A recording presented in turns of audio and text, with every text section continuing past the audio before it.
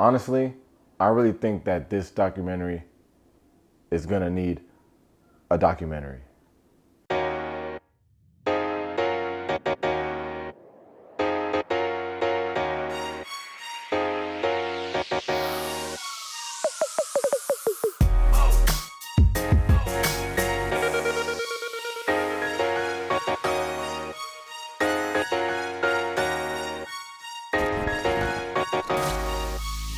Alright, welcome to Taste Take. If you're new here, I give spoiler-free movie and TV reviews. Give you a little background, just let you know if I think it's worth checking out or not.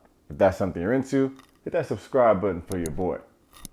For my regular Taste Takers, let's see if Netflix can keep up the true crime momentum. Get it? I said momentum, like mom-mentum, and it's called Sins of Our Mother. Like, I see what you were trying to do there, but never mind. Alright, quick background / plot time. Sins of Our Mother is a new Netflix documentary directed by Sky Borgman. And if you're a friend of the channel, first of all, thank you. Second of all, you'll know that Sky Borgman is the one who directed Abducted in Plain Sight and Girl in the Picture, which I just reviewed. This one tells the story of Lori Vallow and Chad Daybell. Lori was a hairdresser in Arizona and Chad was an author in Idaho. And they both met through the Church of Latter-day Saints. It's the Mormons. Quick side note here. Did y'all know that Mormons low-key invented polygamy? Yeah, the creator of the Mormon church, this dude named Joseph Smith, he said that God commanded him to have several wives. I bet he did. But yeah, they don't do it anymore. So if you're caught being polygamous in the Mormon church, you're out of there. But they had a good run. What was I talking about? Oh yeah, the story. This whole story in the documentary was on national news, so you may have heard of it. But if you didn't hear of it, I'm going to try not to give too much spoilers so you could enjoy it watching this 3-part series. I don't really know where to begin, but let me see. Okay, Lori, that's the mom. Lori had 3 kids. Colby was the oldest. Is it oldest or eldest? Colby is the eldest. You got Tylee in the middle, and JJ was the youngest. And these 3 siblings were all super close. They all grew up in the Church of Latter-day Saints, but at some point, Lori, their mother, got super into it, and then she started taking it to a place where I don't think that church means for you to take it. And that's how she met Chad Daybell. He was like a leader in the church, and they met at a book signing or some event like this. At this point, Lori was married to someone else, her 4th husband, by the way, my man Charles, but we'll get into him later. And Chad was married to a woman named Tammy. You know where this is going. Of course, they fall in love and want to be together. But is it because they both like pumpkin spice lattes or have the same taste in movies? No, it's because they think the apocalypse is near, we're about to see the second coming of Christ, and for some reason, these 2, out of all people, are going to be the ones to lead the righteous into salvation. Seriously? Like, why you 2? Honestly, if any 2 people are going to lead us into salvation, it's going to be Rihanna and A$AP Rocky. This is serious. Anyway, so yeah, there's this idea that when the end times come, only 144,000 of us are going to be saved. And for some reason, Lori and Chad feel like they have been chosen to lead those people into heaven. And you would think that's the crazy part. No. Lori and Chad also believe that they can detect when someone's spirit is good or evil, or light or dark. And when you have a dark spirit, you're not a human anymore. You're now a zombie. Chad Daybell believes there will be an apocalypse, the people that are righteous survive, and that he can distinguish evil spirits from good spirits. So in addition to leading the righteous into the promised land, they've also been chosen to rid the world of zombies. Look, man, these documentaries, it comes included in your Netflix subscription, so you could just see for yourself if you don't believe me. Anyway, this story made headlines when Lori's 2 youngest kids were reported missing by the family. Like, everyone knew where Lori and Chad were, but no one knew where the kids were. 2 detectives come and knock on the door. Is Tylee or JJ here? I was like, Tylee, my sister? I call my mom, and her phone's dead. Charles wrote, "She calls her own daughter a dark spirit." My throat fell in my stomach. If you are very dark, your spirit has left your body, you're a zombie now. And the only way to free your spirit is to kill the body. Remember I mentioned the 3 kids and Colby was the eldest? Yeah, so he's one of the main people looking for these kids because obviously they're his siblings. And a lot of the series is told from his point of view as he explains, or like tries to explain, all this madness. Now we got a documentary series. So what's my take? This is one of the craziest stories I ever heard. And what makes it crazier is that after they finish filming the series, it keeps getting crazy. It's kind of hard making documentaries about ongoing stories. Like right now, Lori and Chad are still awaiting trial. But you know what's crazier than that?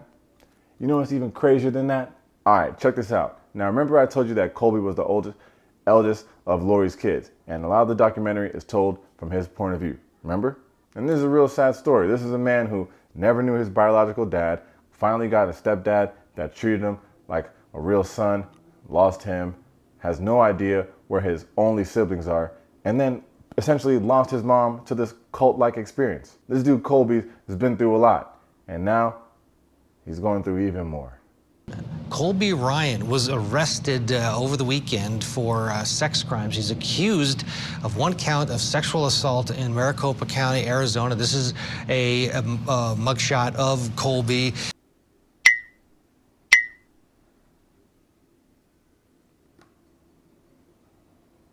Huh?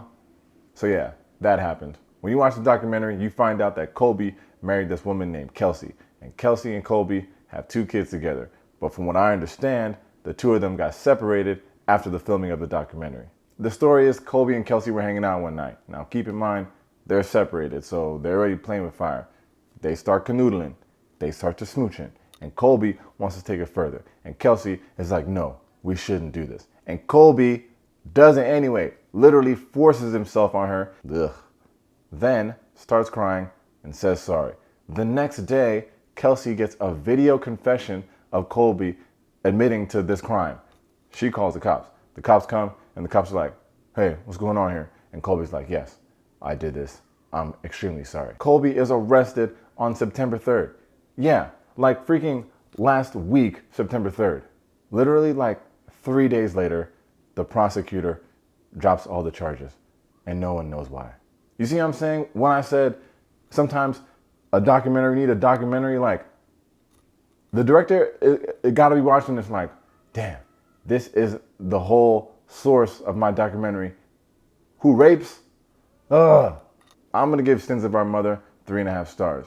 I think there's going to be another #1 hit for Netflix that's trending that everybody's talking about. It does start off kind of slow. In the beginning, I had a hard time following it. But when it gets going, the crazy doesn't stop. And even, like I said, when the documentary's over, just turn on the news and the shit is still going crazy. But yeah, sometimes in Netflix documentaries, it's like super crazy in the beginning and you're like all into it. And it's like, oh, it's a 3-part series. But then like episode like 2 and 3 are just like dragged out just to like stretch it out. This one is like not like that. It really just like a nice, consistent build of crazy. And honestly, I'm out here talking about how you guys should watch this documentary because it's so crazy, but it's kind of messed up. As much as this whole thing sounds like a wild TV show or movie, it's actually somebody's real life. Their real family and their real loved ones that they lost. So we gotta remember that when we watch these true crime things. We gotta like put ourselves in their shoes. Like, it's entertainment for us, but it's like pretty messed up for the real people. Even the director said like, it's not that she loves making true crime content, it's just she loves telling stories. And these are just another story. I respect it. One thing I will leave you with though, if you watch this documentary, keep your eyes on the police in this story. It seems like they dropped the ball at a couple different places that maybe if they acted a little sooner, the narrative would have been a little different. That's all I'm gonna say, my man Charles. Nobody wanna listen to Charles. But y'all can. Sins of Our Mother is available right now, exclusively on Netflix. I think you should check it out. It's crazy, it's interesting, and the story is still unfolding. As always, thanks for checking out Tate's Take. If you enjoyed the video, make sure to hit that like and that subscribe button. In the comments, let me know if you plan on checking this documentary out. You know about this Colby stuff? That's like hot off the press. This woman has been making this documentary for 3 years, and the week that is supposed to come out, this dude Colby is raping and getting off the charges. Ugh, this is nuts. Also, can we talk about how like someone really needs to make a documentary about people who go really extreme into religion, doing like extremely positive things, because a lot of these documentaries seem to lean to the fact that religion is making people do a lot of weird little things. So maybe they need a documentary that shows the good parts of religion. That's just an idea. Thanks for the time, y'all. Peace.